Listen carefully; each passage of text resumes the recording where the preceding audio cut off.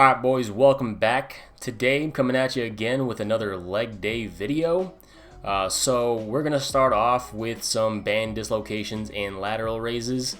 Reason being, I'm trying to get some blood into my shoulders, get that area nice and warmed up, because the first order of business is going to be power shrugs.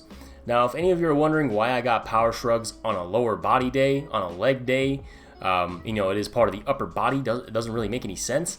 The reason I do that on my lower body days is because I really want to bring up my upper traps, and I think the easiest place to fit upper back volume into is 100% going to be a lower body day, where it isn't really all that cluttered to begin with, and it's so easy to just plug in gaps with lagging areas that you might want to bring up.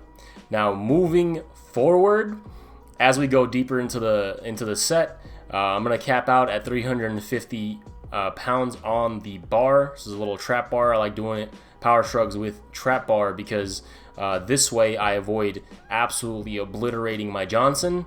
And because I like to be fertile and potentially have children in the future, I'm going to continue to do them with a trap bar moving forward in the foreseeable future. Now we're going to go for 3 sets of 10 to 12. Now I'm recording this the day after, and so I know that I got 3 sets of 12 on this movement, which is a little bit of a PR, a little rep PR, got more than last time.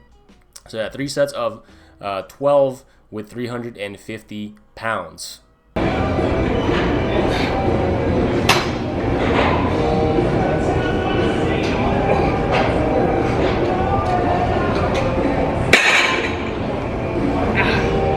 Now at the end of each set, I'm also adding in a paused stretch for about 5 to 10 seconds just to get that much more out of the weighted stretch that a power shrug provides and to absolutely smoke the upper traps. And guys, let me tell you, this works like a charm.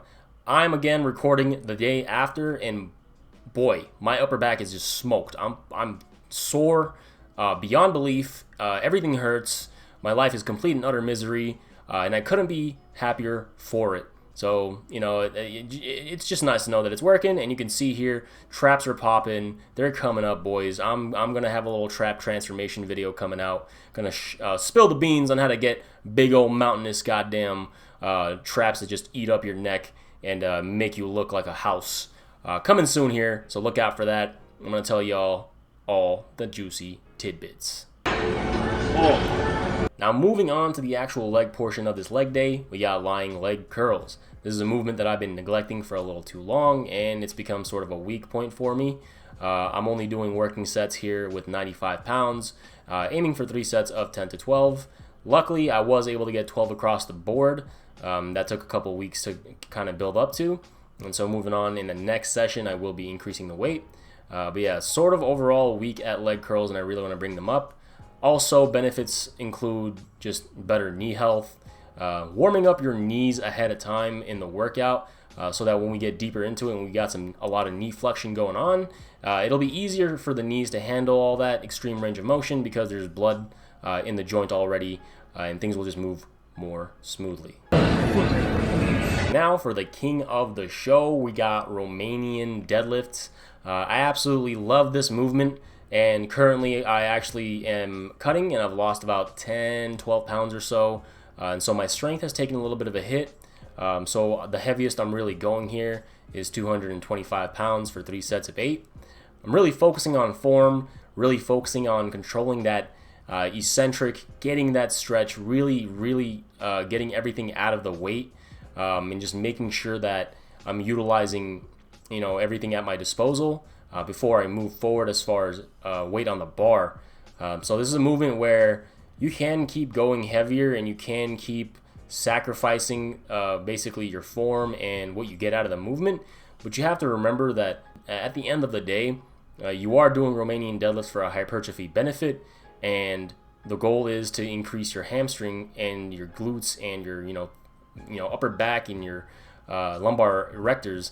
These are the areas you want to bring up. And if you are getting sufficient stimulus in those areas with whatever weight is on the bar right now, don't really worry about increasing that weight arbitrarily. Take your time with it, and as time goes on, this is a movement that's going to pay you back tenfold. And I can say from personal experience, when you have your upper back pre-exhausted and your hamstrings pre-exhausted as well, and you move into this movement, boy, it becomes a whole nother ball game. You will be surprised how little weight you really need to get a lot out of this movement. Now, staying true to that theme of getting a lot out of a little, we have the Smith Machine Platz squat. Essentially, it's a Smith Machine hack squat, but with heel elevation. And that, you guys, changes the game entirely. This movement will absolutely humble you.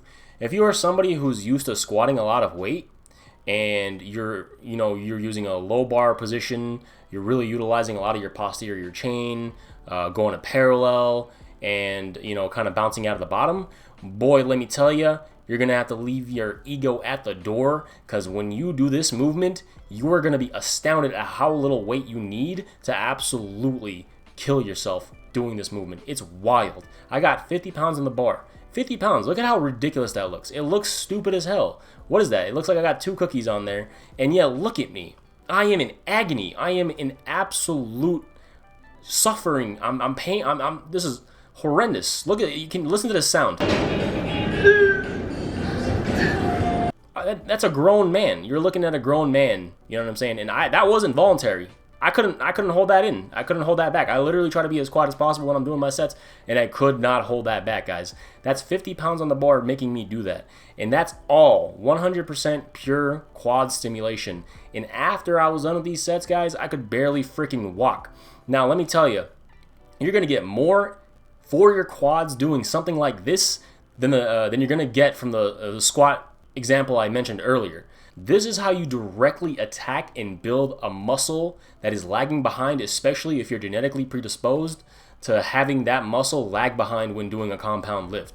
You have to use technique to skew all of the leverages, skew every single aspect to favor that muscle, or else you're not going to see the sufficient growth that you've been wanting to see this whole time. So give these a try, guys, if you have lagging quads. Now, I will give you some cues. Go down slow on the eccentric. Really milk it. You're going to want to go down for about 3 seconds, whatever. Just it doesn't really matter. Just go down slow and control it. Now at the bottom, we're going ass to grass until your hamstrings touch your calves. Then pause and explode out of the bottom purely through your quads, and really, really consciously push through your quads. Push the ground away from you. This is an amazing cue to activate only your quads. Now, at some point, you're going to hit that sticking point, and it is the craziest sticking point I've ever had in the movement. It is going to feel absolutely terrible, and you're going to want to use your glutes, you're going to want to use your hips, you're going to want to use every other muscle to get through it. Don't do it. Stick to the quads. Stick to pushing through your knees. And when you do get to that top, or if you fail, you're done. That's it. Stop it there, because you got what you wanted out of that movement. You got direct failure, muscular failure in the area that you were targeting, and so your mission is clear. Sets and reps, I did this for 3 sets of 12 to 15, and boy, let me tell you, I was questioning my life afterwards. It wasn't the most pleasant exercise to do, but these are the things that we do to ourselves to get the results that we want. Anyway, there's all for this leg day. Just kept it short and sweet. I always like to do about 4 exercises that are all heavy hitters that are going to get a lot out of a little, and then call it a day. It's just my way of programming it. That's how I prefer it. If you guys liked this video, you found it informative, some things that you were able to take home and apply to your own training, please don't be afraid to hit that subscribe button, hit that notification button, leave a like, comment your opinion down below. Let me know if you've got any suggestions, that you got for me. Maybe you're similarly minded and you kind of view training in the same way. You got any info or feedback along those lines? I would love to hear it. But yeah, that's going to be all for me today. Thank you for your time. Have a great rest of your day.